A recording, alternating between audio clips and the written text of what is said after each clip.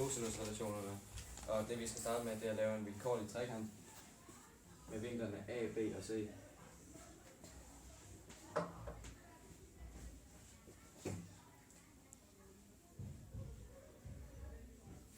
Og så skal vi også lave en højde. Den kalder vi for H.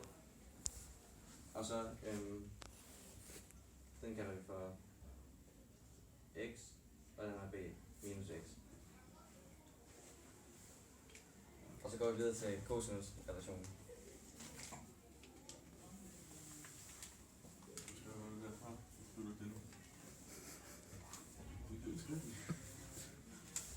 Ja, cosinus.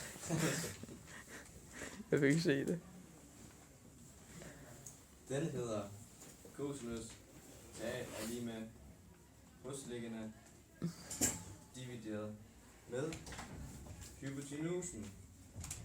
Og det så er lige med x divideret med c i det her tilfælde. Ja. Og så er der